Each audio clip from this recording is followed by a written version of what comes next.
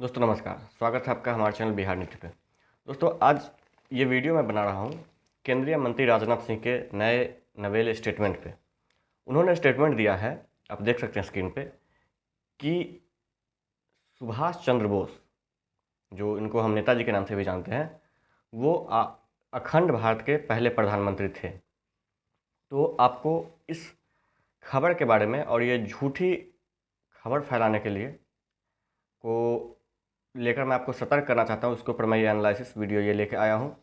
तो आप लोगों से रिक्वेस्ट करता हूँ कि किसी भी खबर पे आप लोग 100% विश्वास ना करें, चाहे वो नेता हो, अभिनेता हो, कोई हो। क्योंकि नेता और अभिनेता का काम ही होता है कि आपको किस तरह से आपके माइंड को डाइवर्ट करके अपने वोट बैंक को बनाना। दरअसल दोस्तों, राजनाथ सिंह पिछले सरकार में जो 14 से 19 की सरकार थी, उसमें गृह मंत्री थे। अब उनका डिमोशन करके रक्षा मंत्री बना दिया गया।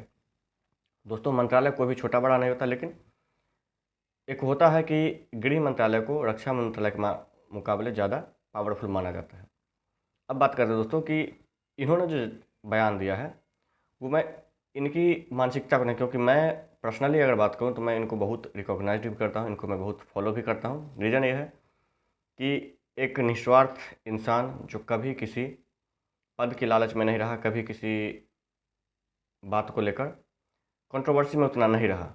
लेकिन जैसे इनका डिमोशन हुआ, पता नहीं इनको क्या हो गया है, ये बातों को कई बातें ऐसी कमेंट कर जाते हैं, कई बातें ऐसे बोल जाते हैं जिन पर कि लोगों को संदेह होता है कि आप लोग का क्या, एक मंत्री रह के, मंत्री होके, रक्षा मंत्री बड़े मंत्रालय में रह के आप ऐसी ऐसी बात अगर करेंगे तो आप पे सवाल उठेगा। बात क्या है, मैंने आपको बता दिया कि उन्होंने बयान दिया है कि अखंड भारत के पहले प्रधानमंत्री सुभाष चंद्र बोस थे। तो अब बात आ जाती है कि अखंड भारत आखिर है क्या। तो आपको बताया दोस्तों कि अखंड भारत की अगर बात करें तो अखंड भारत में कई देश आते हैं, जिसको कि अगर अखंड भारत की अगर संकल्पना को आप गूगल पे सर्च करेंगे तो विकिपीडिया के हिसाब से आपको स्क्रीन पर दिख रहा होगा। विकिपीडिया बताता है कि अखंड भारत में अफ़गानिस्तान आते हैं, बांग्लादेश आता है, भूटान आता है, इंडिया, मालदीव, उसके बाद बात करें तो म्यांमार, नेपाल, पाकिस्तान और श्रीलंका।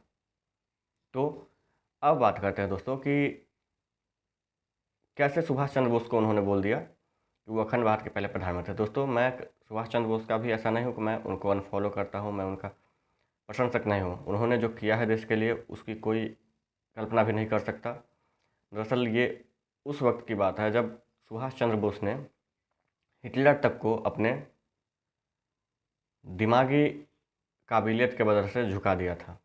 यही कारण है कि सुभाष चंद्र बोस देश के बहुत बड़े सपूत और बहुत बड़े क्रांतिकारी हैं। लेकिन कुछ फैक्ट्स हैं, उन फैक्ट्स को भी आपको जानना पड़ेगा।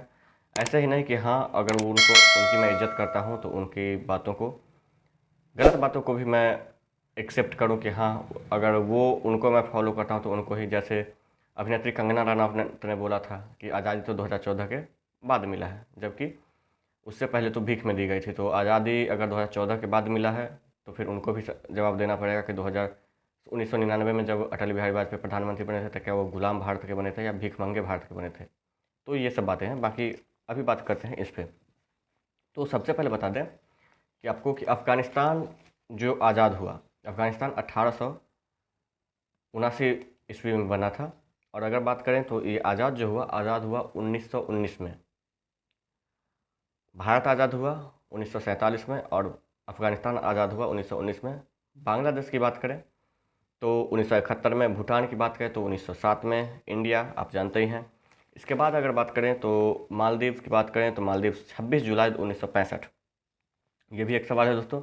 म्यांमार 4 जनवरी 1948 को। नेपाल कभी गुलाम ही नहीं हुआ तो आज़ादी की बात ही नहीं कर सकते। पाकिस्तान का आपको पता ही है कि भारत से एक दिन पहले। और श्रीलंका 4 फरवरी 1948। तो अब सबसे पहले बात कर लेते हैं दोस्तों हम, बांग्लादेश तो था ही इंडिया में, वो कोई बात करने वाली बात है नहीं। बात कर लेते हैं मालदीव्स, म्यांमार और श्रीलंका। दरअसल मालदीव्स 1965 में, म्यांमार 1948 में और श्रीलंका 1948 में। इन तीनों की बात करते हैं। 1948 में बात करें तो म्यांमार और श्रीलंका की है। अब आप सोच के बताइए दोस्तों कि अगर म्यांमार 1948 में आज़ाद होता है और भारत 1947 में आज़ाद होता है, तो भारत की तो आज़ादी की डेट 1947 है, 15 अगस्त 1947। और म्यांमार की म्यांमार की 4 जनवरी 1948। तो क्या भारत उस दिन आज़ाद नहीं हुआ था? अगर भारत पूरे तरह से उस दिन आज़ाद हो गया था तो म्यांमार तो बाहर था। अखंड भारत में इन सबकी संकल्पना आती है दोस्तों।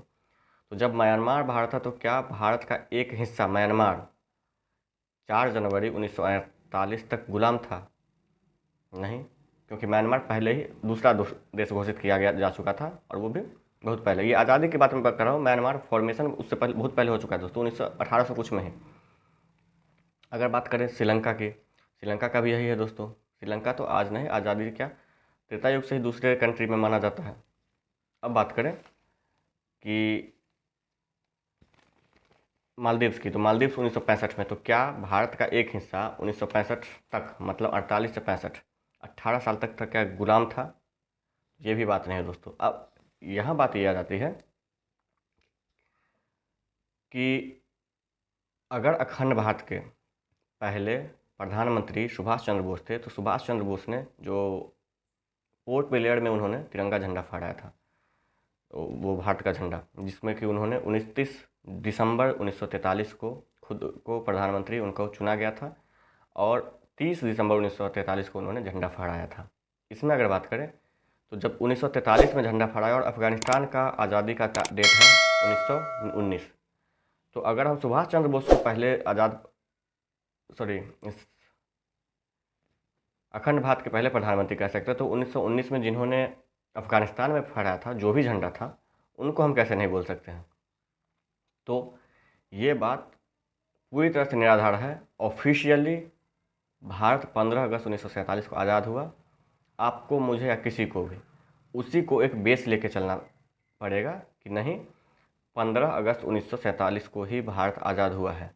कोई नेता आके कुछ भी बोल देता है, कोई नेता वो आके बोल देता है कि इस वक्त आज़ाद हुआ, 2014 में आज़ाद हुआ, कोई कुछ बोल देता है। तो इन बातों पे आप लोगों को ध्यान नहीं देना है। रीज़न ये है दोस्तों कि 1919, और बात करें भूटान की, तो भूटान भी 1907 में और 1697 में भूटान का फॉर्मेशन हुआ, और 1907 में इनको आज़ादी मिली। तो ये भी भारत से पहले आज़ाद हो गया था। तो क्या वहाँ जो झंडा फहराया गया था, वो जिन्होंने भी फहराया वो सुभाष चंद्र बोस से पहले नहीं फहराया था उन्होंने, तो फहराया था, तो हम उनको क्यों नहीं कंसीडर करें, और सुभाष चंद्र बोस को क्यों कंसीडर करें? तो भारत अखंड का मतलब तो ये 10 देश आते हैं, लगभग 10 देश हैं दोस्तों, शायद 1 2 3 4 5 6 7 8 9 10 देश आते हैं। अब इन 10 देश में तो कोई 1 2 देश ही हैं, जो पाकिस्तान और बांग्लादेश, जो कि भारत के बाद आज़ाद हुआ है, और ये इनको भारत से अलग किया गया है। नहीं तो आज़ादी से पहले जो अलग है उसको हम अखंड भारत में कैसे बोल सकते हैं? तो मेरे कहने का मतलब ये है दोस्तों कि इस तरह के किसी भी नेताओं के बयान पर आप लोग कड़ी आपत्ति दर्ज करें, और उनको बताएं कि आप अपने राजनीति के चक्कर में लोगों की जनरल नॉलेज को भी आप कमज़ोर ना करें।